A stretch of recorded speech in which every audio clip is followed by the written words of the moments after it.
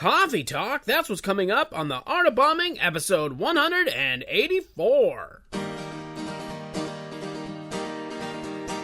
My friend Dan, he's got a podcast, 'cause all comics need a podcast, and nobody had a podcast called The Art of Bombing. So Dan went out and bought a tape deck. Who knows why he bought a tape deck? Now, podcasts don't get played on tape decks, but Dan is from the 80s. So hey there, all you funny jerks, come talk to Dan about your work. Tell him all about your worst times. It's The Art of Bombing.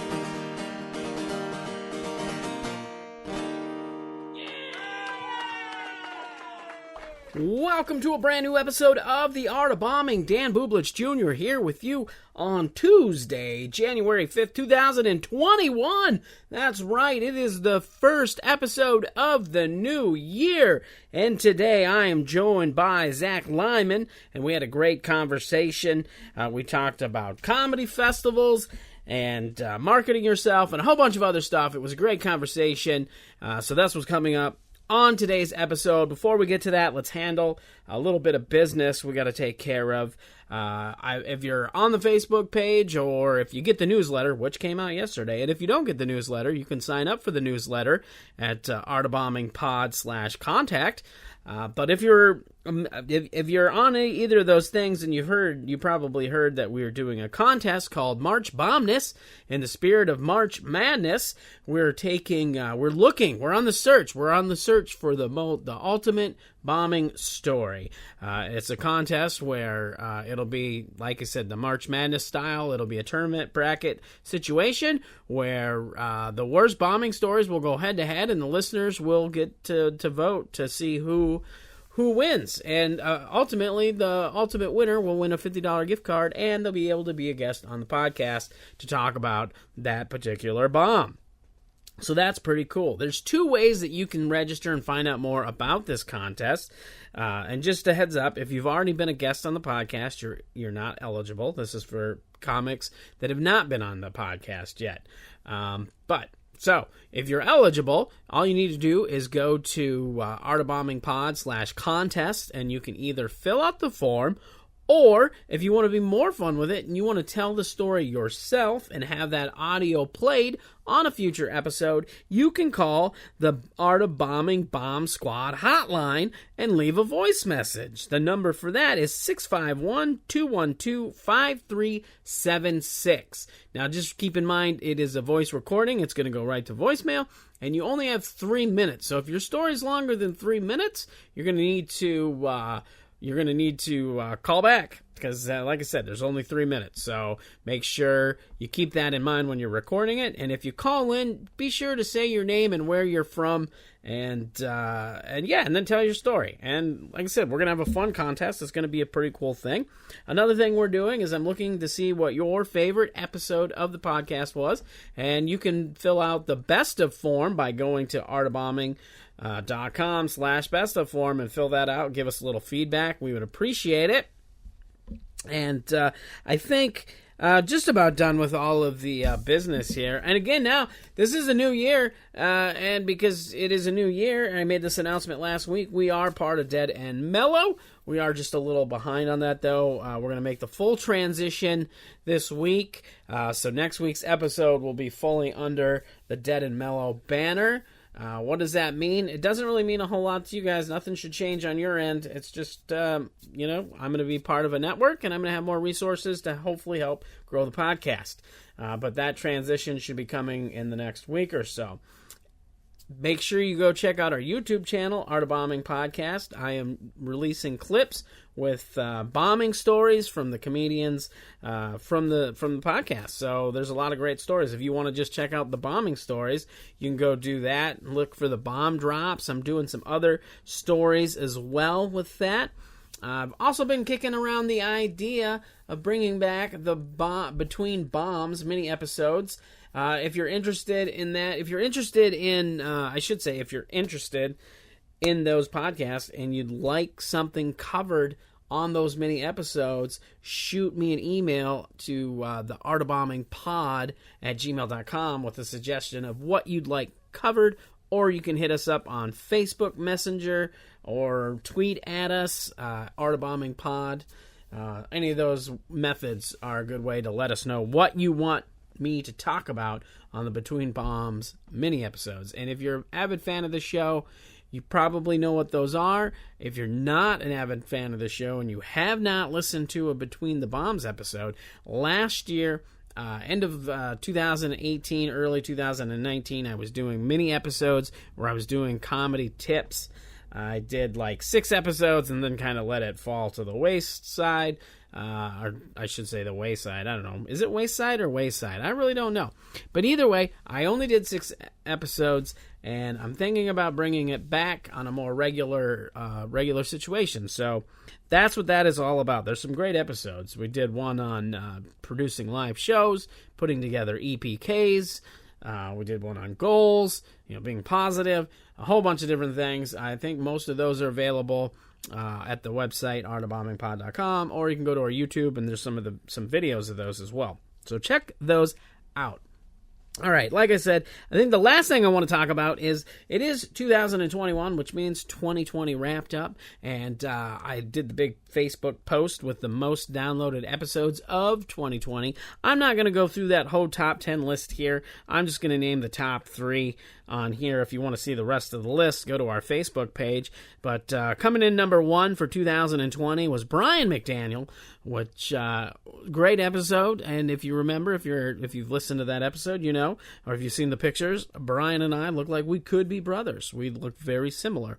In fact, there's a funny story that I told on that podcast when he was on about how I saw a picture of him and thought it was me. So that's cool. Check that out. Coming in number 2 was Sioux Falls comedian Cole Bovey. Another great episode. Not sure if he's still doing comedy. I think he's off the social medias these days.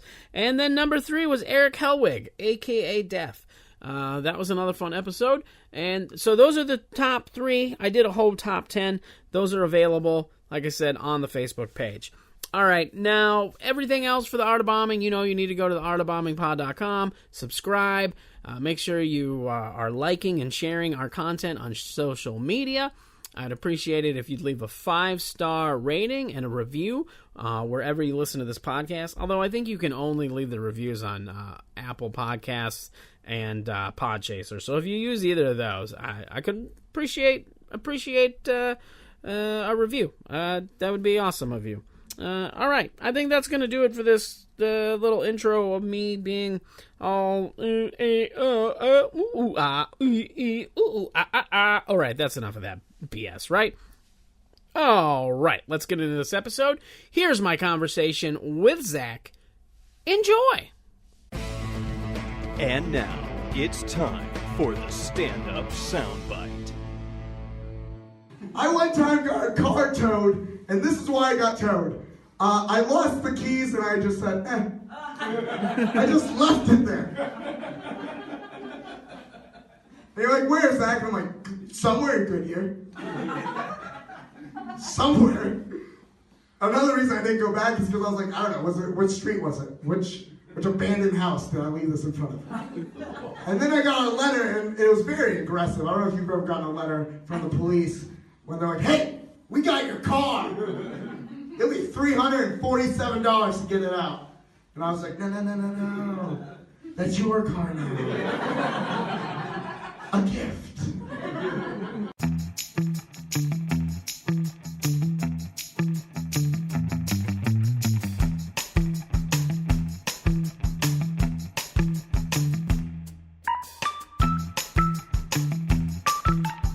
What made you move to St. Paul after California?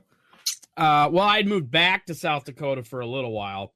Okay. After living in California, because I moved back because I wanted to work the road, and it was more practical living in the Midwest to do that than living on one of the coasts. So that was a lot of why I moved back, because I felt like I reached my peak in Southern California as far as like I didn't feel like I was going to be able to develop much more because there's only so much stage time. And even if you get up to headliner, on the West Coast, most of them are showcase shows. A headliner spot's like 15 minutes, maybe 20 if you're lucky, sometimes a half hour. Yeah. So there wasn't a lot of room to like grow and develop. So Mhm. I wanted to work the road to do that. So that's how I ended Yeah. up back in South Dakota. That's funny. I just was on a podcast talking about that. About they were asking me same thing of like why I moved back to Phoenix after moving around a bunch, and I was like, it's a great place to get stage time and then able to like kind of hit the road from, and like be cheaper rent than living anywhere else. Yep. I actually have a couple friends that live in that area now. A friend just moved there actually a few months ago. My friend Jordan Parker, who you probably haven't met him yet because with comedy being all weird or whatever, but he started comedy in San Diego, and then he moved to Oklahoma for a little bit because his parents were out there, but now he lives in Phoenix. Okay. Just moved a couple months ago. So yeah. Well, yeah, if he needs any advice on mics or anything like that, just have him hit me up. Yeah, I'll have to do that. I don't know how much because is Phoenix open right now? I know every state's different, so it's like hard to keep up. Kinda. Yeah, it's like hit or miss. Like, you know, we had that one moment where they were like close everything for like a weekend. And then but lately the numbers are still really growing here, like high. And but like the government hasn't been like, yeah, everything's, you know, they're just like, yeah, I don't know, business as usual, you know. Okay. So like you could go do mics and stuff. There's probably like 2 mics, 3 mics that I can think of versus what it used to be. Yeah. So it's one of them situations where people in comedy are trying to be responsible and just not have the mics. Yeah. And then there's some that are like, well, we don't care. We're going to do it. Yeah. But there's no like government mandates. Yeah, there's a lot of people just being like, hey, I'm just going to not. But then there's also clubs that are like doing an amazing job of being like, well, if you want to, we're going to check your temperature and do all the, you know, we're going to like really go hard. And then, and then of course there's the sprinkle of people that are like, I don't know, man, business as usual, show up if you want to. Like, you know, there's certain mics that are like that where you're like, oh, okay, interesting. Yeah, you definitely see that. They've been pretty good in Minnesota when we were open. Now we just closed everything back down, but that's right. When we were open, when we were open, you know, there was a lot of, you know, reduced capacity, you know, sanitizing mics and, you know, trying to take the socially distanced, you know, seating and stuff like that. But still, you never know with it. Yeah. Yeah. That's like Seattle where like comedy is like illegal, you know? Well, it sounds like it's practically, or was for a while, practically illegal in California too. Yeah, it really seems like it's pretty strict across the country. Yeah, it's like almost reminds you of Prohibition days, where now you got to like go to the speakeasy to do comedy, like it's an underground thing. You're like, are you sure this place is safe? And then they're like opening a bookcase, and they're like, yeah, it's fine. Come on in. Yeah, that's pretty much it for comedy now. People are doing it in like backyards and people's basements, and I mean they were doing it like that, you know, before, but even more so now. Yeah, I was making that joke where I was like, all these people that are learning like very like anyone that was like very club comedy or something, and I'm like, now they're like asking me advice like, when you put together backyard shows, like, how did you? Yep. Like what exactly did that take? Yeah. I seen a friend of mine from San Diego, he just released a special on Amazon that it was all backyard. He filmed it he did a bunch of backyard shows and then filmed a special in a backyard, and the set and everything is really cool. I mean, they did a good job of the set and making it look really good. I haven't personally had a chance to check it out yet because it just came out on Thanksgiving, but it looks, you know, the quality and everything, whoever filmed it, they did a great job because it looks good. That's great. That's all that matters is like, you just got to get 4K footage of your stage time, you know, if it's a special or not, it just needs to be. It just needs to be the best. Yeah, it just needs to be good quality so you can put it on the internet, you know? Yeah, pretty much. That's for sure. That's what during this, you know, downtime, that's what I've been doing a lot of is I've been scrubbing old material or scrubbing through my old videos to see what I can and can't use to like make clips for Instagram and TikTok and things like that. So it's been it's been good for that because it's forcing me to do stuff that I wouldn't. And then I get to watch some videos and where I'm like, oh, that was terrible. You know? Yeah. I've been doing a lot of that too. Of just, last year my whole focus was to write like the best hour I could, and then this year I was going to like film that hour, and I was like, I had like a bunch of road gigs set up, and I was going to film those. And so now I'm like writing a new hour again. So I'm like, by the time I hit the road, it has to be the best hour I've ever written. You know, it's like 2 hours together. Like, yeah, right. If you can't, you should be able to get one good hour out of 2 hours. yeah, exactly. I was like, I better be able to cobble something together. Yeah, for sure. Totally. Well, let's get into this. Like I said, this is the art of bombing. So the first thing I like to do is hear your story of a time where you felt like you had a bad show or you bombed really bad. Oh, man. I was thinking about this for the last 2 days, like really being like, which terrible story do I want to share?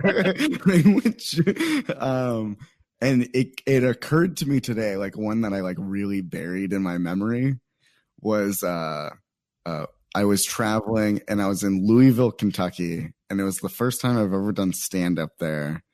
And I actually just moved there. So I just moved to Louisville and I was checking out the open mic at the comedy club, and the only club there. And I signed up for the open mic. It's like 4 minutes of stand up, and I was like third. And I get on stage and I immediately open with just kind of like riffing of being like, yeah, I'm new here. I'm from Phoenix. You know, it's hot there. You know, just kind of like, yeah, this is who I am.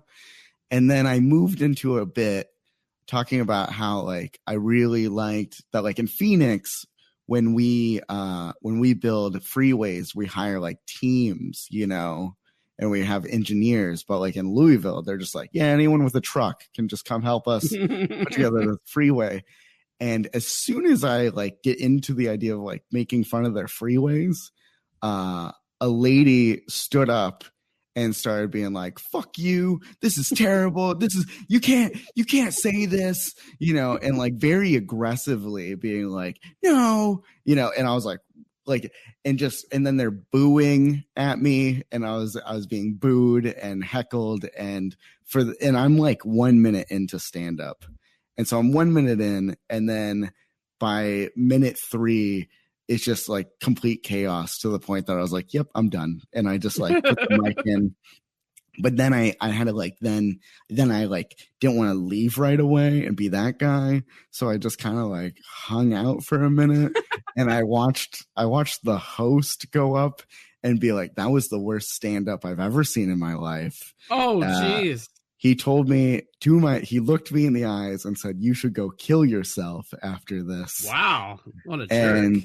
And then the following comedians also had to kind of be like, yeah, that last guy, right? And then, you know, like they just were just like for the rest of the night, like, yeah. So I just moved there, and this is like my introduction to their comedy scene. Oh my God. Your first impression. Yeah. So for the next 3 weeks, I just laid on the couch asking my girlfriend at the time, I'm like, if I go to this other open mic, do you think they'll be there? Do you think they'll remember me? That's like guy that bombed so hard. Has it been long enough that they'll forget who I was? I can start over. Yeah. And I was like, also, I don't know this scene. I'm like, is it just like that every night? You know, like, is it one of those where they're just like, they attack everyone? And they're right, just like, very rowdy. Yeah. I was like, I didn't know what I was getting into. So that was, that's probably the worst bombing story. Wow. So what brought you to Louisville then? You said you moved around a little bit. What? Yeah. Why were you moving around? Was it because of comedy or something else? Or definitely not. I'm just curious. Oh, okay. I was just curious.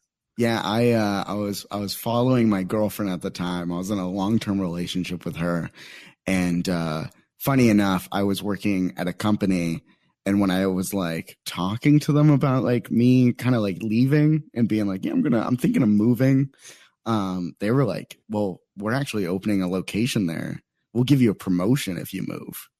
And so it's kind of like, it just worked out. Yeah, so I was like, oh, I'm gonna make way more money, and then also like I can go to all these new comedy scenes I've never been to. And so it just kind of was like, yeah, I'll try this out for some years. And she was just finishing up college there, so I was like, we're only gonna be there for a bit. And yeah, that's what it ended up being, was just, 4 years in Kentucky. And then I was like, yeah, I'll go back to Phoenix. Yeah.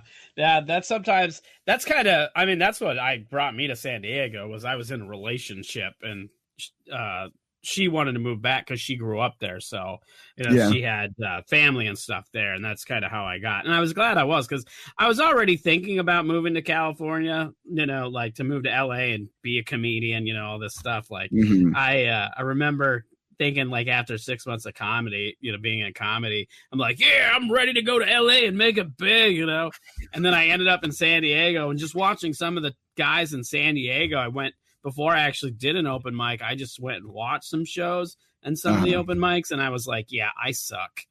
I was like watching these guys just destroy, and I'm like, yeah, I don't know anything about comedy. Excuse me. So it's pretty much like a good lesson. Yeah. That's so funny, because I felt Louisville and Phoenix, we both those cities have the same problem of it's impossible for it to get insanely big, maybe, because like Phoenix, you get really good and people go, well, LA's down the street. And then when you're in Louisville, you do like 2 open mics, and you're like, a couple hours is Chicago. So like, what am I doing here? Oh, so it's just very like that mindset of like, yeah, I'm just leaving soon. Like, yeah. Yep. And I can see that. I also felt that way when I did comedy in Phoenix. I was only I did it for like 4 years, and then I moved to Louisville.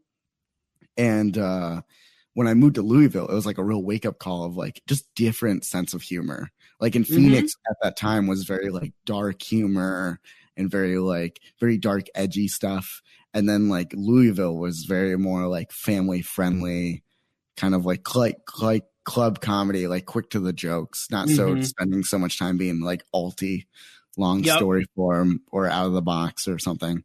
So like Phoenix was very alt at that time. And then I moved to Louisville, and it was just like, oh, I'm very out of the norm here. Yeah. Well, and that's one of the nice things about working the road too, because there's a lot of differences in like different regions and stuff, even the aspect of like the West Coast versus East Coast versus the Midwest, that kind of thing. Like I remember living in California for a while and being able to do fine at a show in California, and then take that material out on the road, and some of it just didn't work good because it wasn't funny to an area where you got the Bible Belt, more conservative people, that kind of thing, versus a more liberal state, which California was. You could get away with a lot more. Yeah, that's how I felt. Like touring, where it's like, I always said it this way of like, you're set, you think your big jokes, like where the big pops are, and then you'll be at a random club or bar or whatever in the middle of nowhere, and it's like the opposite ones hit, where like your weak jokes are all of a sudden your big laughs, and you're just like very like, it can take you off guard sometimes, where you're like, wait, you guys really loved that? Like, yeah. And then it gets confusing because you're expecting that big laugh from the joke that kills every time, and then that one time it doesn't, and you're like, what do I do? Yeah. Why are they not laughing? This is the part in the script where they laugh. Yeah. Like, this is where the applause break was supposed to be. It's in my set. I wrote it there. I did it yesterday just fine. So I know it's you guys. Like, yesterday went well. Tomorrow's going to go well. I don't know what's going on with you guys right now. Yep. That definitely happens, especially when you're out on the road. And it's interesting too, because like you were talking about having the opposite effect, where the jokes that you have that aren't necessarily strong hit, and it confuses you. But that same thing happens when one of your best jokes doesn't hit, and it hits any other, it's like 9 times out of 10 it hits, and then that one time it doesn't. You're just so confused, like you don't even know what to do. Because then it's kind of awkward, because you're waiting for that laugh and you're waiting for that applause break, and you're just like, and then it doesn't come, and it's like, okay, well, I better move on. Yeah. That's Move on like to the going next back to joke. the bombing story was like, I do remember like me trying to like finishing out with like, clearly I was like, let's move to the to like closing heavy hitter jokes. I'm no longer just, I need to win this crowd over. And they're just like, nope. Like, no. They decided they didn't like you when you said you were from Phoenix. Yeah, they're immediately I like, just what? moved here from Phoenix, and they're like, oh, fuck this guy. No. We didn't approve of this.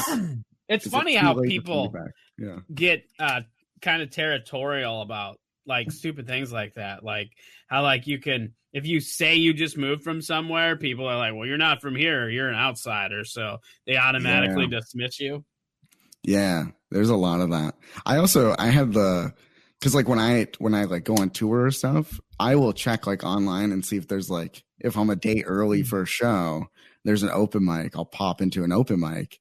And like, that's also like a fun thing that I like is like when you show up to like another scene's open mic and they just go, well, obviously you're new here. And then like maybe someone's like, let me show you the ropes. And then also my entire life, I've looked like I'm 12. So like when I'm like not shaved or whatever, they're like, this is clearly your first time. Like, they're like walking through and like, when I say 3 minutes, that's it. And you're like, okay, this is the light. Do not run it. I'm just like, yeah, totally. And I like keeping up with that idea because then when I do my stand up and I'm like, if it goes well, great. They're like, this guy's a natural. But if I do bad, they're just like, well, he's trying. It's like his first time. Not like, that's a good way to look at it. Yeah. I just go, yeah, no, totally. My first time. Yep. And then, and they're like, that. Yeah, I can, and you're right. I definitely see that too. Like I seen that too with moving too. I compare it to, it's like changing high schools when you move from a big scene to another big scene. Like I said, I lived in San Diego for a while. Then I moved back to South Dakota, and surprisingly, there's a good scene in Sioux Falls. It's a small scene, but it's a good scene. Like the comics are good, and they're not very competitive with each other. So it's more of a team thing, whereas a lot of other bigger scenes, that's good. everybody's kind of out for themselves. You got little cliques and stuff. Well, they are the whole clique because they're not very many, that kind of thing. But then I moved to the Twin Cities, and it's like exactly like moving to a new high school. Like I'm the new guy, and it's the same thing. You go to an open mic, and people are just like, oh, this is a new guy. I wonder how they're going to be or whatever. Some people might be nice and, try to show you the ropes or whatever. And some are just like, oh, great, another new guy. As soon as you go up, they're like, I'm going to drink. I'm not even going to. Yeah. I'm not even going to pay attention. What was that club that was in Sioux Falls for a minute? Wackos? Wackos. Mm-hmm. I almost closed a deal with Wackos, and I almost had a weekend booking at Wackos, and then I lost it to Carlos Mencia. Oh wow! I remember they brought him. Yeah, back and forth emails of like with the booker, and he's like, yeah, this date sounds good. And I'm like, yeah, and we're like, and then like when it got to like really confirming it, it was like silent. And then I was like checking the website every once in a while and be like, is that date filled? And then, and then Carlos Mencia's picture pulled up, and I was like, yeah. Yep. Well, definitely can't compete with that. Yeah. They were only open for a year. So pretty short lived, but now there's Boss's Comedy Club in Sioux Falls, and they've been doing pretty decent as far as staying open. I mean, they've been open for 2 or 3 years now, so nice, which is good. And they just moved from the location they were in to basically now they work out of a hotel, situation. But it's great because now they get a lot more walk-up traffic than they did before. The location they were at before, it was on a main street, but not where there's like a lot of foot traffic, so like you're not going to necessarily get a lot of walk-ins, where now, they get a lot more walk-ins because they're in the hotel, Yeah. Well, that's like, owning a club is a dangerous game. It's just such a balance and it's so hard. So like the older I get, the more and more I like understand the decisions that are made, because it's just like, what do you do with all that time that's not a comedy show? You have like 2 hours of comedy shows a night, and then it's like the other 22 hours a day. You still have maybe lights on here and there. You still have AC security. Going. You still have all of these things that are adding up. Yep, that overhead is still there. Yeah, it's insane. Like one of my favorite venues here. It's a music venue. They just turned into like a coffee shop during the day, and like that's how they're like getting through this. And it's like a very nice coffee shop. But I was like, I wish they were doing this from the beginning, because I love hanging out here. It's a very nice venue, very good seating, and it's like got a really nice bar. And I'm like, yeah, everyone should just be a coffee shop during the day. Is my opinion. But that would be a really good idea for a comedy club, because because a lot of comics like hanging out at coffee shops during the day to write anyway, That's my whole life. A lot of clubs want comics to hang out too. So like if they were a coffee shop, more comics would hang out during the day. They'd always be there hanging out. The booker could walk out to the lobby and be like, "Hey, Greg, are you free on Thursday?" Yeah, no, exactly. You're absolutely right. They could. Yeah. A lot of comedy clubs have bars and sometimes, restaurants or whatever that they'll be open. But that coffee shop I like that idea. I really like that. Might be because I'm biased to coffee and writing at coffee shops, but yeah. I mean, my whole life is like coffee, so coffee and comedy. I'm pretty much the same, coffee and comedy. I do like to have some beer now and again, but when it comes to like hanging out, I would rather hang out in a coffee shop all day than a bar. So yeah, I also go to coffee festivals, and I've performed at a couple of coffee festivals. Oh, really? Okay, so I'm not that into coffee. Yeah, it's just like the people that go to events like that, you can assume are like the type of people we would hang out with. You know what I mean? Yeah, for sure. So it's like the first time I ever went to one, I'm like, oh, this is just my audience, like 100%. And so then when I did a couple of shows with like coffee festivals, they were like, yeah, this is great. This is, and so it's kind of like a thing that I've like kept up over the years. And so now like 4 times a year, I go to like a coffee festival. So that's awesome. Where do those take place? Like where all have you went to go do those? Oh man, they move, but they try to cover all of the United States. So it's like that's why it's 4 times a year. Mm-hmm. But I've been to like tons of different ones. But the main one, Coffee Fest, that I go to, is like, let's say it's like New York, and then it might be like in like Portland, and then maybe it'll be like in Atlanta, or like, Seattle or something. So it's kind of like it moves around. So it's a traveling thing. Okay. Kind of. Yeah. But it's like, like the Portland one, I've gone to the Portland one twice, so it's like, okay, yeah, Portland again. Or just, they kind of change the different expos, so, but yeah, it's like 4 times a year, and it's very interesting. And then there's like bigger ones, like SCA is like a huge one that's like worldwide, and it's like held mostly in Seattle and then like in New York sometimes, but that's like where it takes over like the whole city, it feels like.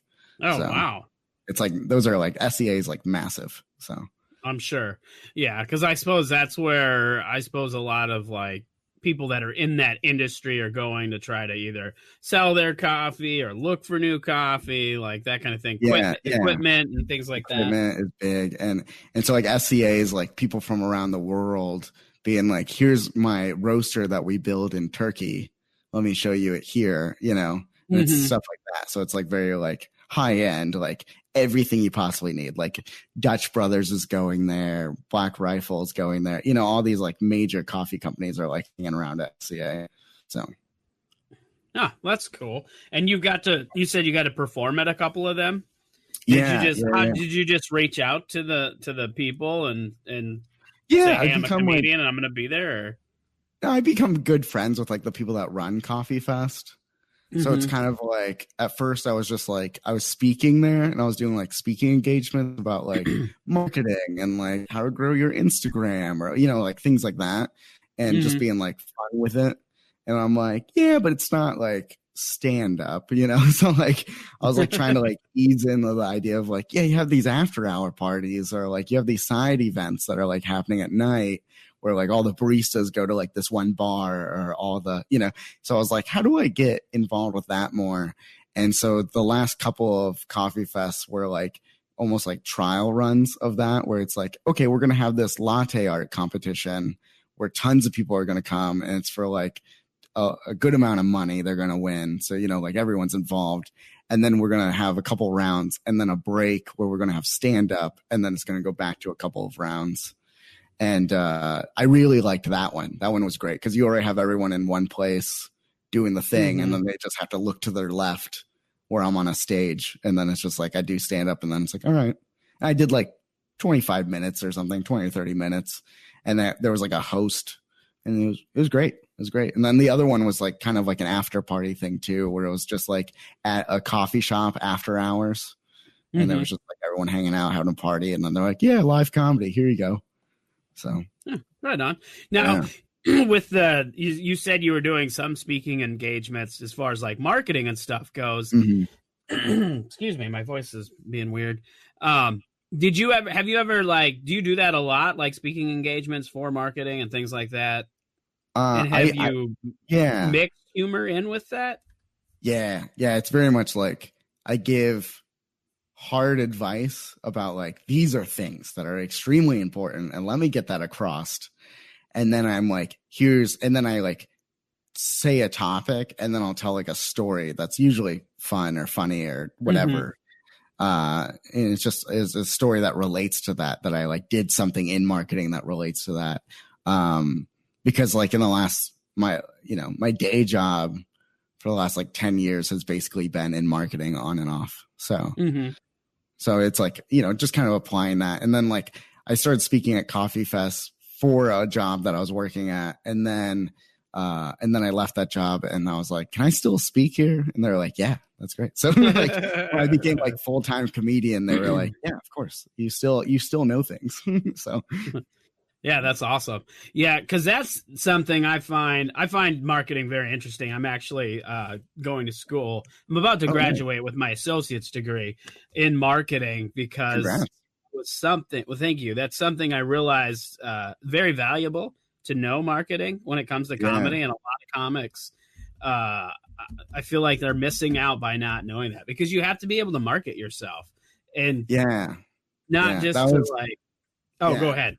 Oh, I was going to say that was like a real wake up call was like when I was younger and then like going to comedy clubs and realizing that I'm not the good fit for this, where I'm like, I'm not going to be the guy, maybe ever. I don't know if I'll ever be the guy that they're like, we have to have Zack Lyman this weekend because he's a riot and he's like the type of comedy that sells here, I never knew if I was going to be that fit, and I definitely wasn't in the beginning. I was very like alty weird ideas. And so then I was like, I have to build my own audience and I have to bring them to a music venue. And that's how I got into marketing. I was like learning how to like make flyers. And then it just led down this like rabbit hole of like, how do I market on Twitter, at that time? And then like moved into all the social medias. And then once I got the hang of it, I started like working with like really small businesses and being like, because then they have a budget that you could play with where they're like, even if it's something small, where they're like, we only spend $500 a month on ads. And you're like, well, that's $500 I didn't have before to like play with ads. So then I was like working at small businesses and like figuring out how what gets them sales and stuff. And then I moved through like different types of businesses. And then I always loved coffee. My first job ever was in coffee. So it was always like me trying to get back to like, how do I do this for people in coffee? So it's like something fun. But always at the same time in the back of my head, everything was just like, how do I apply this to myself? So every time something successful happened, I would be like, okay, but how do I do this for comedy? Yeah. Which it's definitely, like I said, that's a good skill to have.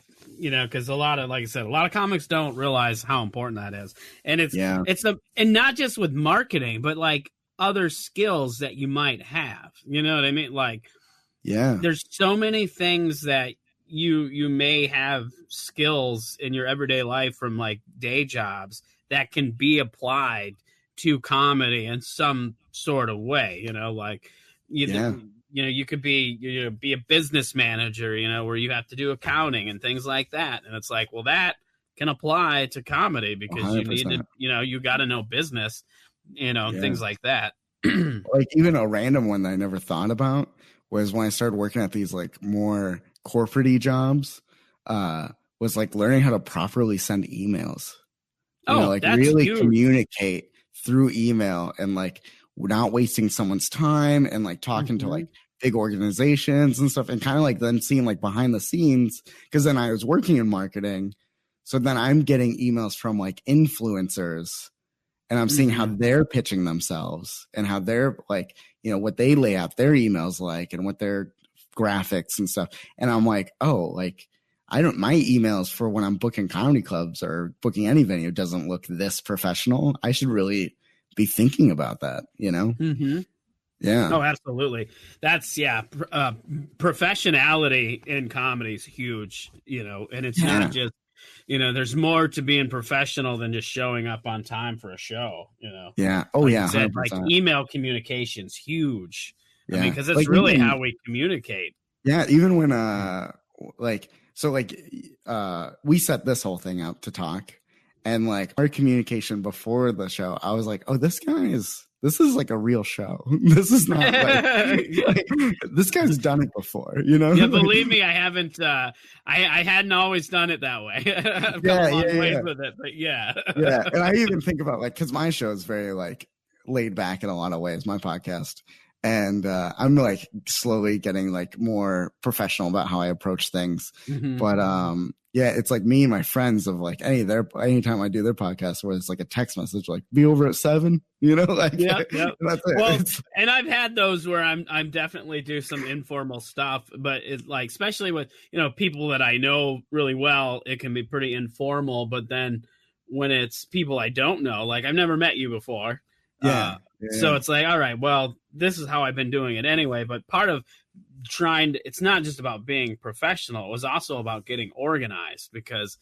so many people like either approached me or I would approach them about doing the podcast and then like setting things up. And then next thing I know, I've got like 5 things scheduled for the podcast. And then I'm like, who the hell did I schedule? What? And now I'm digging through text messages or Facebook messages and trying to remember who I reached out to or who I didn't. And then this is like, well, now this is way more organized, because now I just go, search the email, do some keywords and I can find it all. Last year was like, I decided to take my podcast more serious. And I was like, I'm going to make this like a real thing. And then that's when I got into like the top 80 on iTunes. And I like had like a good pop for a couple of months. And then I do this thing, and I do it every year where I go, but I want to get better at it. So I take a break, not announced or anything. Just I randomly stop posting the podcast. And then I'm like, well, I got to work on this thing. And I get like so distracted. And then I like almost forget. And then months have gone by. And then all of a sudden I'm like, oh, I got to post something. And then I start posting again. But like last year I was trying to move into a new podcast studio. And then like that didn't work out. And then I got another one going. And then that would like slowly trickled. And then I decided to move it into my house. And so like, it's just been like so like I do that where it's just up and down of like, I got to get focused. I got to get like serious about this. And then like actually scheduling guests, because you're like, I want it to be weekly. And you're like, well, you got to schedule people every week if you want it to be. Oh yeah. When I started this, like I released my episodes very sporadically, and I recorded very I mean, honestly, the first like 25 episodes are awful as far as quality goes. The guests were great, and some of the content that came out of it and the conversations were great. Quality, terrible. I started this with recording audio with the interview mode on my phone, on my cell phone. You know, like no microphones. we might have been at like the first episode I did was we were outside of a bar after an open mic in outside of Olympia, Washington, and there's like cars driving by, motorcycles going, like all this stuff that is like the worst for an audio podcast, you know. Yeah. But then through the years as the podcast, you know, I realized that, okay, I got something here. I didn't take it as serious at first because it's like, well, we'll try it and see what happens. And then, you know, like I said, then as the years go, I'm like, okay, there's something here, and it's people are going to take it more serious when you start treating it more serious, you know. Yeah. And part of one of the first things for me was being consistent. So I would release episodes sporadically, and then I was like, okay, consistency is the thing. So then I started doing, you know, maybe every other week or whatever. And finally I went to once a week. And so now it's been, you know, pretty sporadic or pretty consistent with doing it weekly. Picked a day. That's the day I release on. There's been a couple times when things in the life have happened and I just couldn't get an episode done on time or whatever, you know, because with comedy and stuff, you do have to travel and, you know, whatever. Yeah. So there's just not always enough time to do it. You know, I just took a 2-week break, you know, it wasn't planned. I did it now. I did post it on the Facebook page eventually where I'm like, hey, I'm, you know, taking a couple weeks off. Well, I took a week off and then I was like, I'm going to take another week off. Like, so I posted that again, but I also released 12 episodes in 1 week. So I was like, there's plenty of content that I know a lot of people haven't probably listened to yet because I was at the World Series of Comedy and I did I did like a host special thing that week. And I released 12 episodes with 12 different comics from that festival. So it was like, there's plenty of content out there. So taking a couple weeks off, not a big deal. Do you go to a lot of festivals? Not necessarily. I mean, a lot of festivals are hard to get into. I know this because I run festivals too. So okay. Or I've helped run some festivals. I should say I run a festival now, but yeah. I mean, when I can. I mean, it depends on the festival, really. You know, because different festivals have different payoffs. You know, you might. Yeah. And it's also like, if you've never been to that festival and you're like looking online, sometimes it can be hard where it's like, is this just 3 people saying it's a festival or is it like an actual festival? You know, there's like that. And then like, like in Arizona, we have Bird City, which is like a wonderful festival, you know, and we have Big Pine and Flagstaff, which is a wonderful festival. Yep. So we're like lucky we have 2 wonderful ones, but it's like, I also know I hear stories from other comics that live in other states where it's like not the same. You know, they don't have such an, you know, because like literally I don't have to leave. You know, I can stay right here and just do 2 festivals. Yeah, absolutely. Well, it's funny though because Big Pine started as a sketchy festival because there was a lot of like I remember because I lived in San Diego at the time, and the person trying to get it running was he was in San Diego. Really? And they were, you know, handing out some flyers and trying to get comics to sign up, and some comics signed up and registered, paid the fees or whatever. And then like, if memory serves me right, like they kind of didn't like reply to anybody. It was getting closer to the festival, and then it got real sketchy. Yeah, well, yeah. I mean, that's kind of what happened. Was exactly what you're saying. It was just seemed like it was just somebody trying to get money out of comics or whatever. And I don't even know if they ever did the first year or how that worked or what happened. Really? I just know a comic friend of mine was really kind of irritated because he had, you know, submitted and they were being real wishy-washy. But now the people who run it now, you know, they took it over from whoever had it before, and it's a fabulous festival. Yeah. The first time I ever went was last year because I'm like never in town. Also, full backstory. I've applied twice in the last like 4-ish years. In the last some time period, I applied twice, got no's both times. And then I got that follow-up email where they're like, but you can come watch. And I was always sad because it happens on my birthday. And I'm like, it's like, I don't want to go to a thing I didn't get into on my birthday. Right. But like, so last year I didn't apply, and I was like, I happened to be in town. I didn't think I was going to be. And I was like, yeah, let's drive up there. So I drove up there, got an Airbnb, and literally it was just like a fun hangout with friends. I was like, I met a few people, but I knew mostly everyone from LA and, all the other cities that were kind of involved. I knew like a lot of the comics. So I was like, oh yeah, this is just a hangout, Yeah. But, yep. And those are the kind of festivals that I like. I mean, cause there's some that are competitions, and I've been involved in, festivals that were that. I helped run the San Diego Comedy Festival for the first 5 years, and that's a big competition and whatever and whatnot. So but the ones that are just like hangouts. So like we run a festival in South Dakota now called Snow Jam, and okay.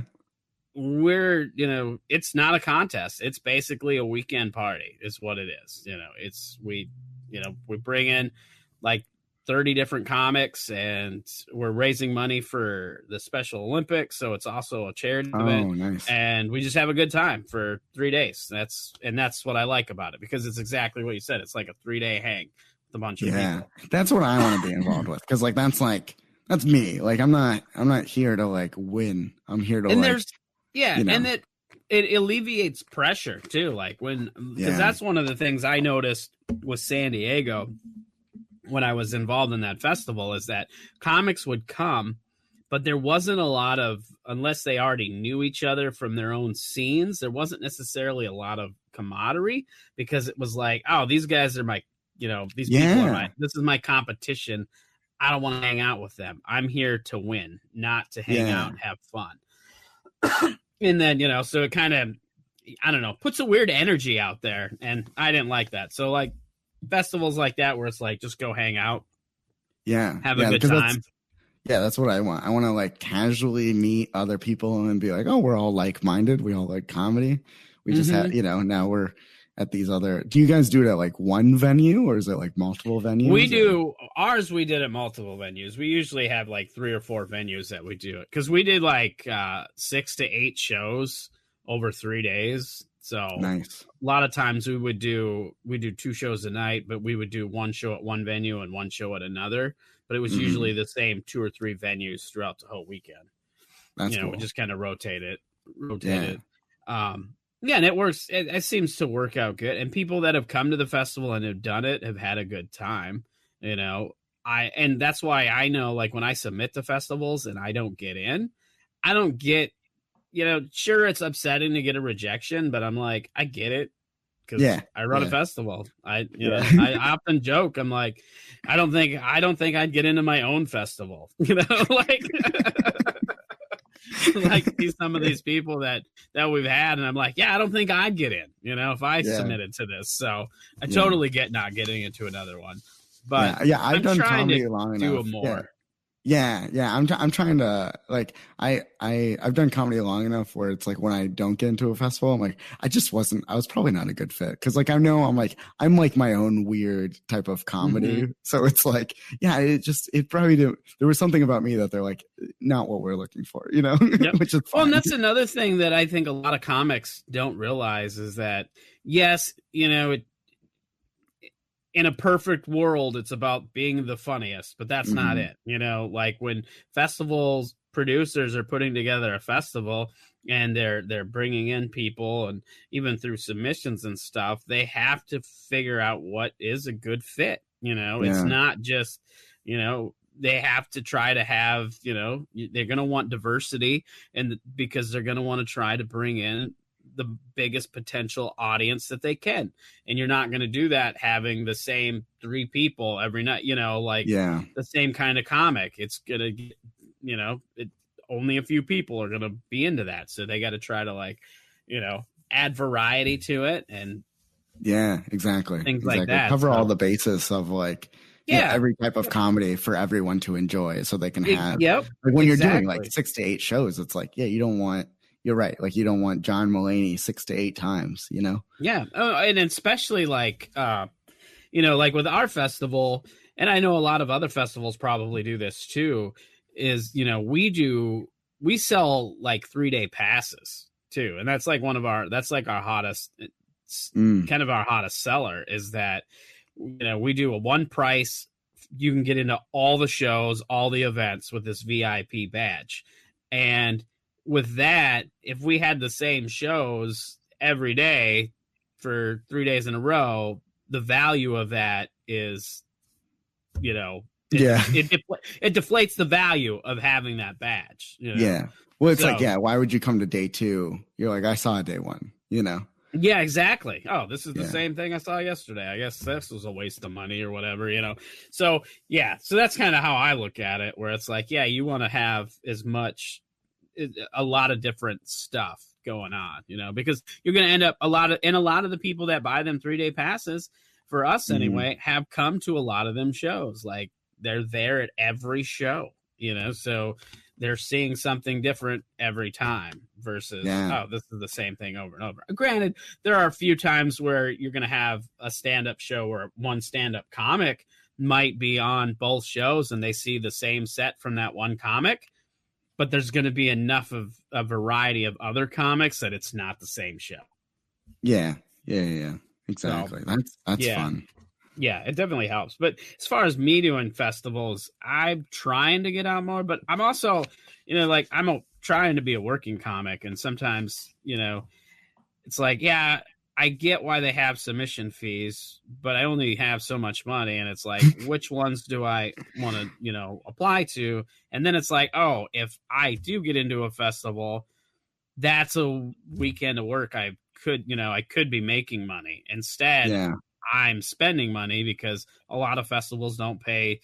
They don't pay the comics, and they don't pay for lodging or traveling or things like that, So it's an investment. I mean, that's how you have to look at it. And that's how, like I said, I went to the World Series of Comedy, and it was an investment for me. Like, it is a competition, but the competition was the furthest thing from my mind. I went because I knew I could network with people. Also knew some other comics that were going to be on there, so I got to hang out with some friends that I don't get to see very often.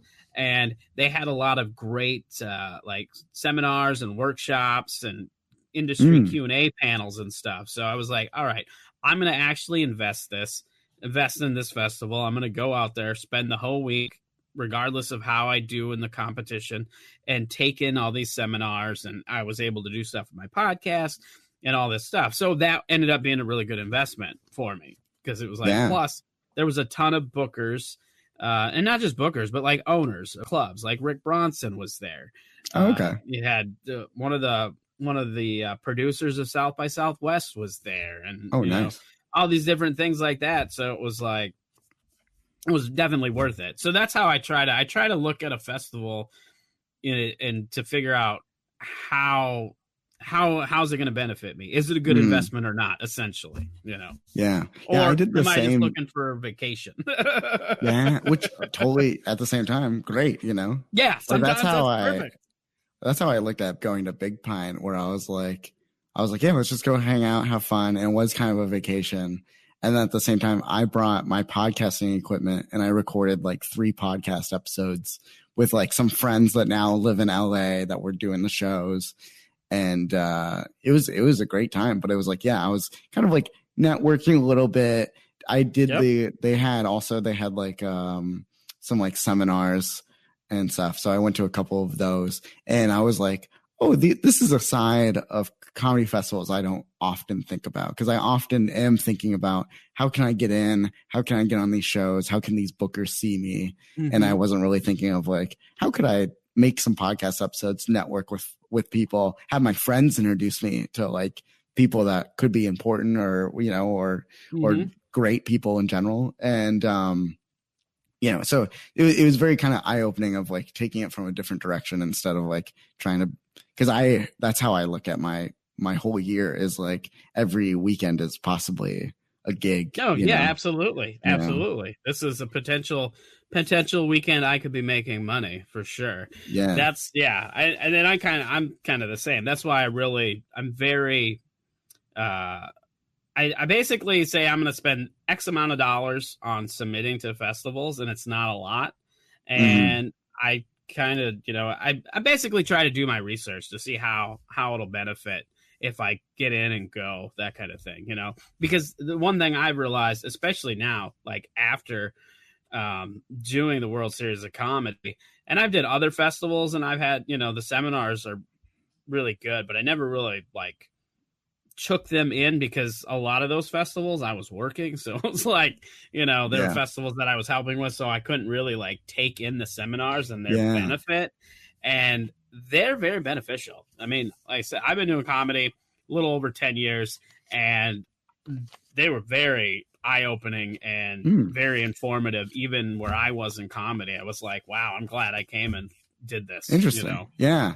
And another side point was like, I went not worrying about performing. And I'm sure that's like a whole nother, because like, I'm sure when you're like in it performing or like you said, like running it, both of those are like so much of your brain that you're like, you're not really taking in everything. Yeah. So. Oh, absolutely. And that's a thing too, that I would recommend what you did already. Any comics that are listening, if you live in an area where there's a comedy festival, and whether you get in or not, or you can volunteer to help them, because a lot of festivals want those, volunteers or whatever. But even if you don't, take it in, go to the festival and just as a spectator, because you'll meet so many comics. And that's happened, we can only have so many local comics at our festival or whatever. And there's more local comics than there are spots available. And even the comics that don't get in, they'll come hang out at our festival. So they're still involved, and they still get a network with comics from other towns and, meet other comics, and you get that networking aspect. So yeah, I definitely think you should, even if you don't get in, go to a festival at least, one time, because it'll be a good time. Yeah. 100%. Sure. Yeah. Now getting back into this podcast, kind of went on a tangent on festivals, but that's okay. I like it. I always worry. I gotta be honest. I always worry when I don't know the comics that I'm talking to. I don't know how the conversation will go, because sometimes, you just don't have chemistry or whatever. And it's like, oh, is this going to be a short podcast, or are we going to actually go for a while? Like that kind of thing. But we've been doing great. We have great chemistry here, so it's great. So I like the tangents. I like that we're still going. But getting back into this, the bumming of bombing, the dreadful feeling you get when you bomb, how long does that typically last for you? And how has that changed over the years? Oh, okay. Yeah. I obviously when I was younger doing stand-up, it definitely set in for weeks, sometimes, maybe months.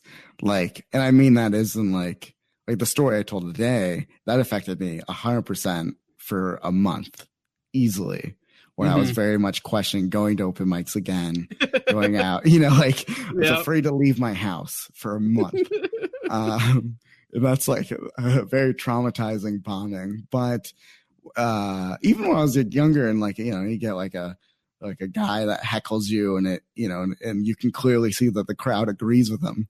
Those stick around for a couple of weeks, and then but now it's like they don't even matter. Like I can bomb, and I think I'm trying to think of the last time I bombed really hard.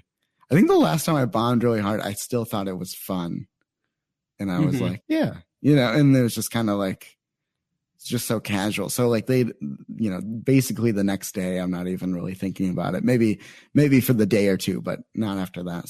So now I think about it as like a growing point, and I go, oh, that was a fun or interesting or weird. Because the one I'm thinking of right now is like in February, I did a show, and the sound guy decided to play with the microphone settings as I was on stage.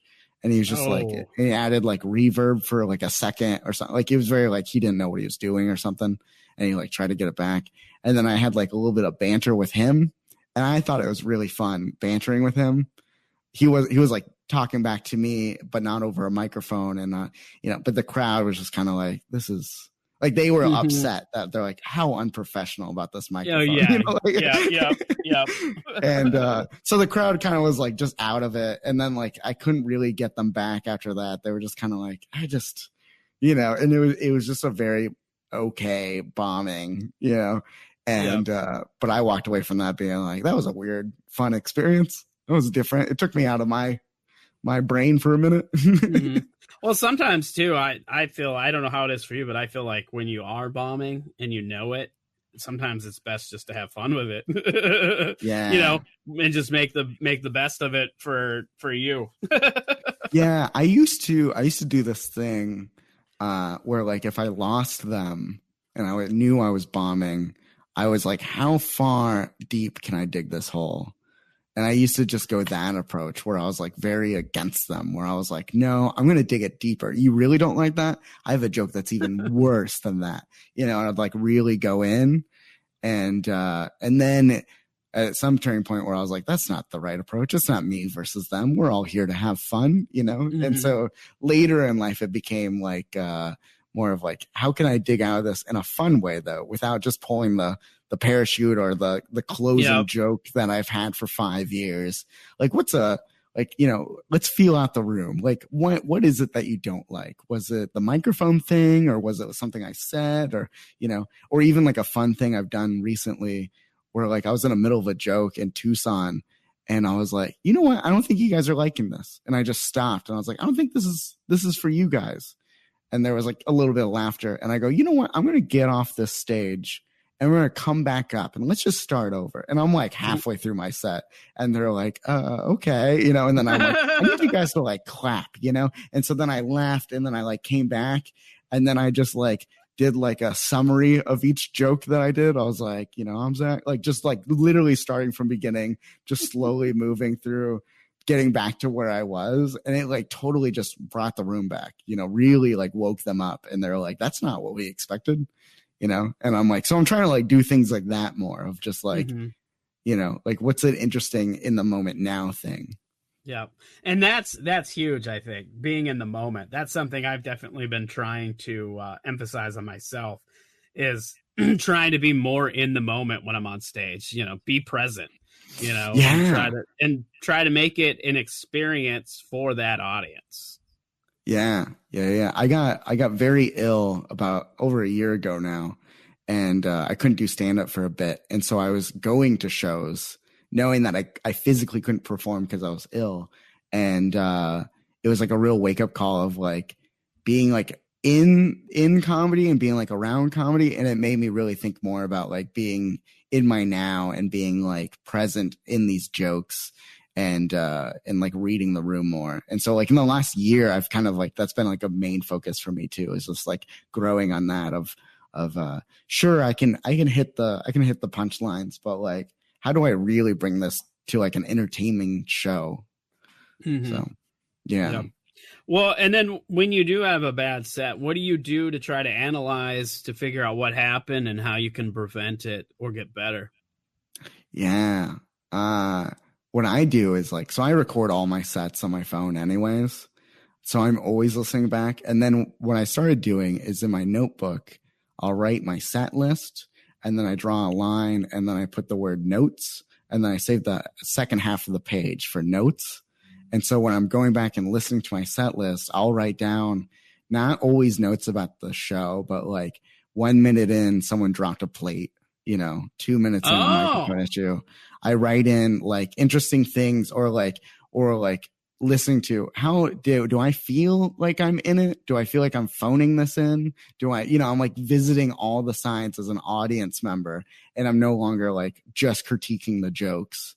I'm being like, okay, like, did I go too quickly, too fast? Like I'm really taking it apart. So when I bomb, I maybe like if I'm at the show and I have my notebook in front of me and the guy in front of me says something terrible or something happens ahead of time that's like upsetting the show, I put that in the notes where I'm like, hey, this may not also just be me, you know, and I'm making these notes and being very like mindful of like, you know, because it's as easy as at a comedy club where it's like, it could be too cold in there and they're just not comfortable. So I write that down where I write down too cold in venue or the host said something horrible before I went on stage, you know, like I write all that stuff in. So then when I'm listening back and I go, what did I do wrong?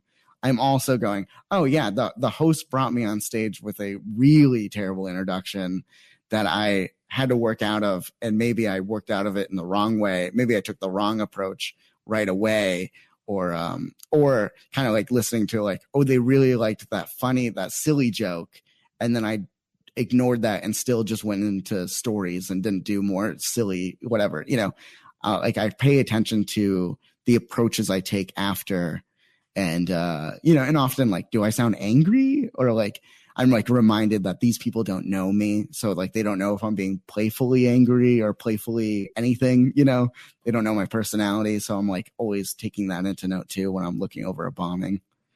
Mm-hmm. No, those are really good. That's a really good way to do it. Taking notes on the, other things like the environment and things that are happening, like those little things, because those little things do matter. That's, because one of the things that I find in comedy that really can derail a set is when the host gives you a bad intro. Oh, and man. A lot of times that happens at like private corporate events where the person introducing you isn't an MC. They don't do this professionally. Yes. And it's not like it's their fault because they just don't know, you know what I mean? Like they don't know what they're doing. And then they ultimately end up giving you this terrible intro. And then that just gives you a whole awkward start. It makes it hard to like try to come back from that. So that's a really good observation on note taking. Because that's really good. That, in fact, I'm probably going to start doing that myself, because I already do. I try to take notes. A lot of times I'm trying to get better at listening back to my sets. I don't always do that, but what I do is often I take notes after the show of how my set went. Where I felt, different things like that. But adding those notes, I think, is huge, because that's really important information, because there's sometimes like if something happens, it's not you. It's not your jokes. You just can't come back from whatever it might have been. We've all done the set where like a fight broke out earlier, and every comic has talked about it. And so not only has it like happened and then everyone's dwelled on it, and then maybe I went up and I made 2 jokes about it, and they're like, we get it, Mm-hmm. And it's like, it could be as simple as that, where I'm like, I lost them as soon as I joined the club of making fun of the fight, or, or maybe they just are like, can we just end this comedy show because the fight really upset me? Like you just, it's so many things like that. It really started with, I started that note thing with like my vibe on stage when I was thinking about like my now and being like, is my energy performance level, or am I just like working through this? Does it sound like I've said it before? And like, I have some really like high energy bits, and I noticed if I don't 100% commit, they just don't connect at all. And so it's like, I'm really trying to focus on like making sure that, and sometimes it is where I'm like, I have to be, maybe I'm really high energy and that's not what they want that night. So I'm like trying to like bob and weave and like, how do I do this joke and not get to 100%, and I get it to like 70% energy, but it still feels the same. So that's like, it started with that. And then I was all like me making notes of like what the room was and stuff, kind of like evolved from that. Mm-hmm. No, that's great. That's good stuff there. Do you have a pre-show tradition or ritual, something you have to do before every show? I'm gonna take a guess here. Is it drink coffee? That's just it's how I summon the comedy gods every morning. It is. If I don't have coffee, who am I? I scream to the sky. Before a show, something I noticed that I should be doing more, and I'm trying to get better at, is listening to like hypey music, like really like listening on the drive there, or like kind of taking advice from my improv friends where they do fun games and stuff, like like doing something where it's just like me, like usually it's just me listening to like Biggie in the car on the way there, or like listening to a rap album of some sort, and just really kind of like getting my energy up, because my energy on stage is not the same as who I am as a person. So I can be very like calm, quiet throughout the whole day. And then I have to get on stage and not try to be calm, quiet. And So a lot of that, like running through my set list, writing the set list, making the notes, all that has kind of become a tradition, a ritual before I do shows. Oh, right on. What's been your favorite show that you've done so far? Ever? Yeah. Oh, I don't know. I never really thought about that. That's a tough one. You know why it's so tough? Because as comics, we think about all the worst shows more than we do the good ones. It's like you have a good show and you're like, yeah, that was great. And in the moment, you're like, this was the best show ever. And then the next day, you're just, you forget about that good show and you go do another show and it might be good or it might be bad. But then you get a really bad bomb and you're like, you just dwell on that. You're just like, what happened? Yeah, like, exactly. to These last that? 2 days, I was like in the shower thinking about like, what's my worst bomb? My brain's like, I got a lot of them. And, I wasn't going, what am I grateful for? I immediately, 2 shows come to mind. And one is just because it was like not that long ago, I headlined the Bridge Improv Theater in Tempe. And that show was oddly perfect. And that's why it really sticks out. It's like, I booked it. I was the headliner. I had my good friend, Savannah Hernandez, feature. And then my good friend Lou hosted. And it was all like, they did 15 to 20 each. And then I did my time. And it was just oddly perfect where like everyone went well. The show was filled with people and and my hour felt prepared and nice. And so like that one was like just like I was almost like suspicious the whole night. I'm like, when's this taking a turn? That one comes to mind, but I think probably when I headlined the Rebel Lounge last year, and it was like it's a big room. It's probably one of the bigger rooms I've like headlined in general. And that was like I really felt my hour come together that I was working on. And I had 40 minutes that I wrote last year that I was like really liking.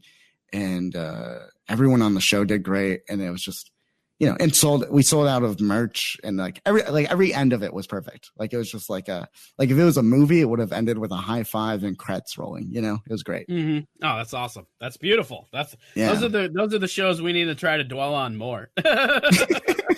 But then I wouldn't have a podcast. Everybody would forget. Another reason I was shocked. I was like, you want to hear about a good thing? I try to end on a positive note. That's what's going on here. I got one more thing I like to do, but before I do that, I just want to ask real quick, since you do marketing and stuff and for your regular job and stuff, or you did, what would be one tip that you would give comics for marketing? I know, I'm sure you have one, but I mean, I'm sure you have more than one. You probably have plenty, but yeah, I'll give you like a general thing that kind of works for everything. This is a little old school, but people used to be really scared of putting their stuff online. Mm-hmm. Don't be scared of putting your stand-up online unless it's bad. But That's fair. Yeah. I mean, that's advice. But also just like comics often fall into this idea that like they're too cool for something. They're too cool for marketing in some way, or having a nice website's like too cool, or you just hear these things from people who are like, I'm just out here grinding, and you're like, yeah, man, but like you wouldn't have to grind as hard if you had like a really nice website, or like what I really want to say is to hop onto the new trends, like something like TikTok, where it's like, yeah, I'm on TikTok. There's nothing wrong with being on TikTok. It's okay. I'm guilty of that. I'm very guilty of that. When this pandemic first hit, I kept making jokes about not being bored enough to be on TikTok, and just totally just making fun of TikTok and whatever. Yeah. And then I had a comic on here who he was he's the TV and stuff, but he ended up setting up a TikTok and he blew up on TikTok. And he was on this podcast and we were talking about it. And like after our conversation, I was like, okay, he's right. I should set this up. And then I did. Yeah. And then I immediately tweeted, I'm an idiot. Yeah. Two things two things that I like when I had my marketing jobs, I always like anytime I felt like I was convincing like a coworker or a client or anyone about like something, I was like, you know who thought they were too cool for anything was Blockbuster. They had a chance to buy Netflix when the Netflix was very small, and they go, nah, no one's going to do that internet thing. We're doing great. And then the other one that I like using for comics is MySpace. Everyone left MySpace to go to Facebook, and everyone's like, I'll stick it out on MySpace. This is fine. You know, and then now we're all on Facebook. And I'm seeing that with Instagram, where Instagram's really dying and the analytics are just not there and the algorithm is trash. You know, and it's just like, it's like a wake up call this year being like, yeah, it's time to move on to something. And we're all slowly moving to TikTok. And a lot of people are being like resistant of this idea. And I'm like, dude, if you build the fan base now on TikTok, when everyone does finally do that jump, you're going to be so far ahead of everyone else in the next 2 years. When we're at, because it used to be people, now everyone's like, what's your Instagram? When you're at like open mics, it's going to be what's your TikTok very soon. Oh, absolutely. Yeah. And it's like, yeah. I was going to say the comic that I was talking to too, like I listened to his podcast and people have started coming to his shows because they found him on TikTok. Yeah. So like that means his return on his investment as far as like posting content is paying off, because ultimately as comics, that's what we want. We want to be a draw. And so if people are finding us online and then they want to come see us live, that's the ultimate payoff. That's the whole point. Yeah, that's the whole goal. That's the only reason I have social media. You know what I mean? It's like, so hopefully you think I am enjoyable enough that you buy a ticket and come see me live, because that's really what I want to do. I don't really want to be Instagram famous or anything. I just want you to come see me perform, you know? And it's like, what's wrong with that? You know, like I'm just be very open about it and just make the content for those people then, you know? So yeah.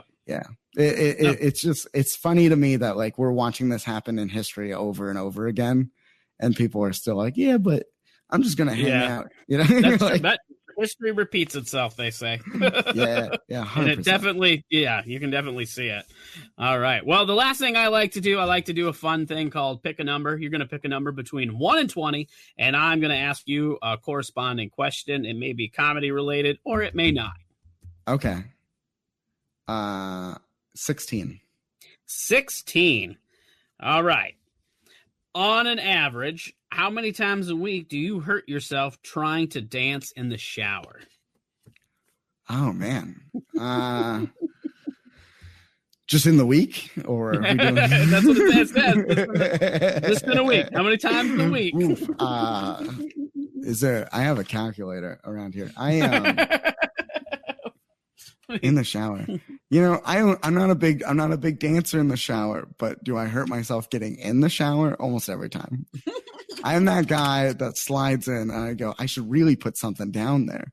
You know, I should really put a mat down in this. Yeah. I should put something, you know, stops this being so slippery.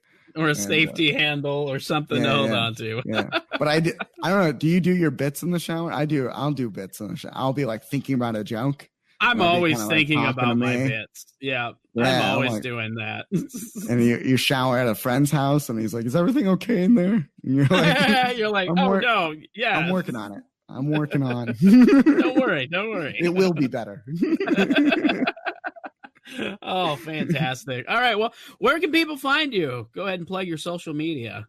Well, my TikTok is the Zack Lyman Podcast. You can find me there. And then Instagram is also Zack Lyman Podcast.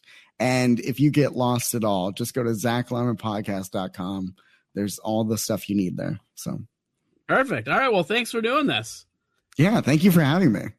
The Art of Bombing is a Blitzed Entertainment production, hosted and produced by me, Dan Bublitz Jr. The stand-up spotlight bumper was produced by Joe Nicola Music. The Art of Bombing theme music was written and performed by John Hult. All other music was used under Creative Commons licensing. All stand-up audio clips were used with permission from the comedians. You can help the podcast by subscribing, leaving a 5-star rating, and a review. For previous episodes, merch, blogs, and more, please visit theartofbombingpod.com. And remember, stay safe. so you can live to love.